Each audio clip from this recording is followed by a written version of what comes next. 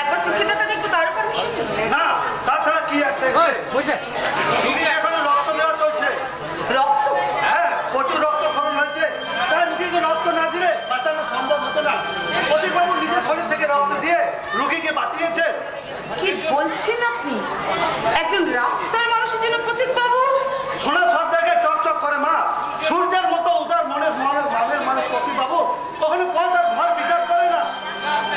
বলছিলাম দয়া করে, প্লিজ দয়া করে আমাকে একটিবার শুধু ওদের সঙ্গে দেখা করতে দিন। না, আপনি যাবেন না। প্রদীপবাবু এখন বিশ্রাম করছে। তাছাড়া প্রদীপবাবু নিজেও এখন অসুস্থ। না না না বাবু, আমার মতে আর কোনো অসুস্থতা নেই জগন্নাথবাবু। দেখুন না, দেখুন আমি একেবারে সম্পূর্ণ সুস্থ আছি। আর জানেন, আর আপনাদের রোগীও কিন্তু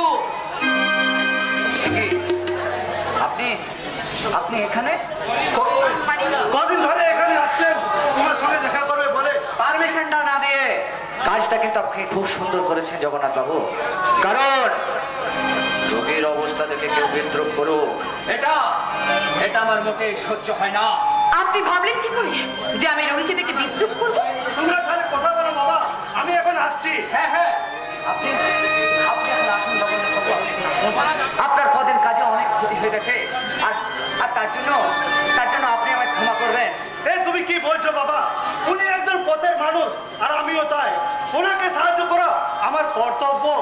তাছাড়া শিক্ষিত সন্তান হয়ে তুমি আর যা বললে তা আমার বুকে সারা জীবন লেখা থাকবে বাবা, সারা জীবন লেখা থাকবে। জগন্নাথ বাবু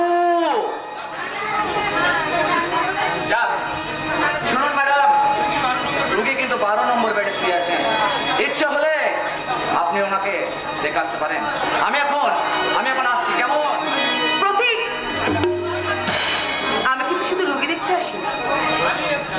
আমি এসেছিলাম আমার সঙ্গে দেখা করে সেই দিনের তীব্র অপমানের জ্বালার প্রতিশোধ নিতে। ম্যাডাম নিন ম্যাডাম নিন, শুরু করুন আপনার প্রতিশোধের খেলা। আচ্ছা প্রতীক, তুমি কি আমাকে আঘাত না করে শান্ত করো? আমি কি কোনোভাবে তোমার ক্ষমা পেতে পারি? না ক্ষমা ভুল করছেন ম্যাডাম, আপনি ভুল করছেন। আরে ক্ষমা করার আমি কেউ নয়, কারণ আমার চোখে যে আপনি কোনো অপরাধী করেননি।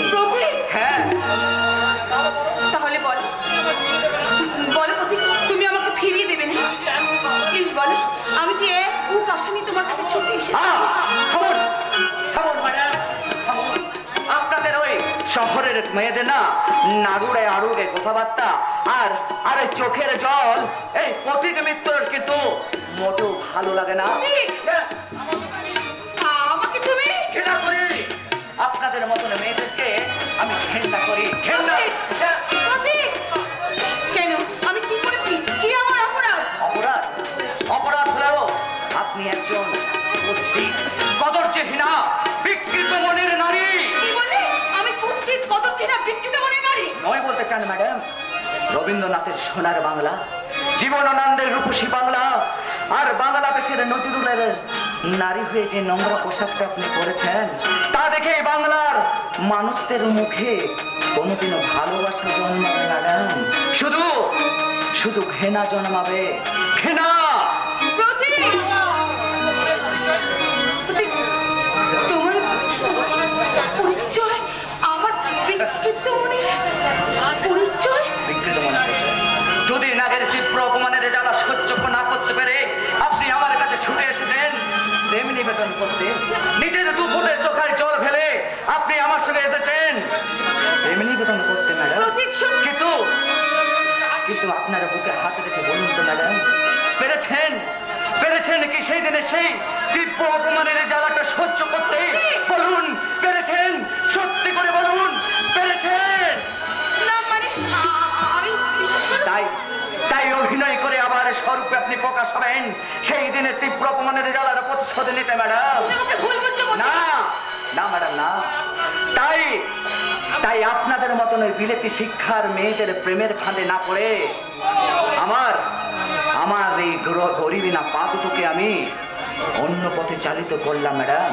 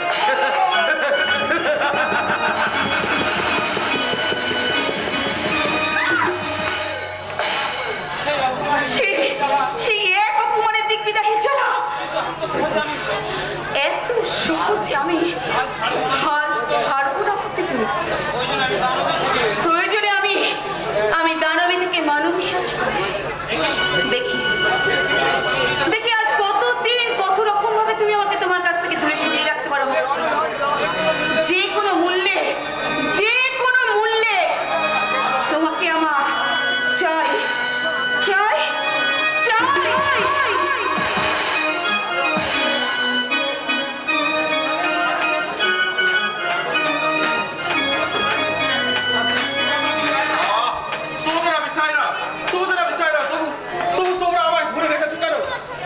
কি চাই তোমাদের? তোমরা কারা? আমি তো তোমাদের চিনতে পারছি না। তুমি কি সত্যি আমাকে চিনতে পারছো না, না চিনবার চেষ্টা করছো না? আমি তোমার রচনা, সেই ছোট থেকে একসাথে আমরা। দাদা সত্যি কি তুমি ওদের কি চিনতে পারছো না? কিন্তু কেন না বলো দাদা, বলো কেন আমাদেরকে চিনতে পারছো না? বলো না দাদা, বলো।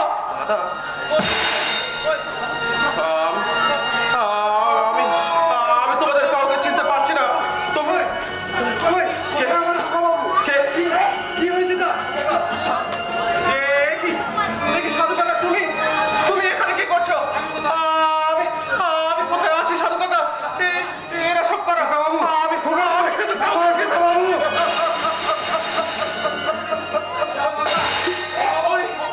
ওই অ্যাক্সিডেন্ট হওয়ার পর থেকে দাদা আমাদেরকে আর চিনতে পারছে না কেন? বলো সাধু কাকা, বলো। দাদা আমাদেরকে চিনতে পারছে না কেন? বলো না সাধু কাকা। চিনতে পারছে না। আমার খোকা বাবু একদম বদলে যায়নি, বরং সে তার নিজের রূপটি আবার ফিরে পেয়েছে। এই তো আমার সেই খোকা বাবু, যাকে আমি কোলে পিঠে করে মানুষ করেছি। তাহলে স্বাধীনতার প্রকৃত পরিচয় কি? ওর বাবা ভাই আমাকে এই প্রশ্নের উত্তর আজ আমি দিতে পারবো না। এই প্রশ্নের উত্তর দিলে তোমাদের তিনজনের যে মধুর সম্পর্ক তা হয়তো অন্ধকার অবিশ্বাসের মতো হারিয়ে যেতে পারে।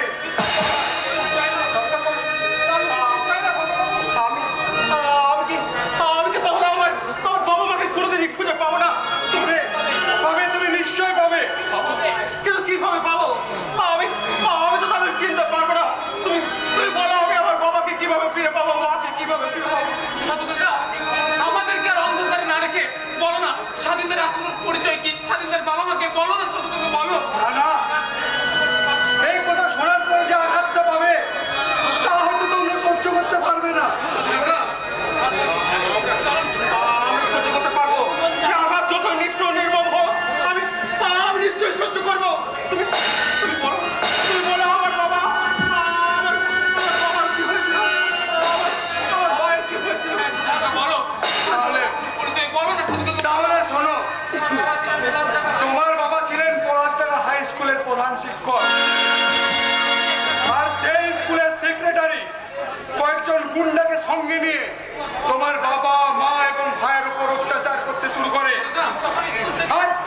আর আমি ঠিক সে সময় তোমাকে নিয়ে স্কুল থেকে ফিরছিলাম, হঠাৎ শুনতে পেলাম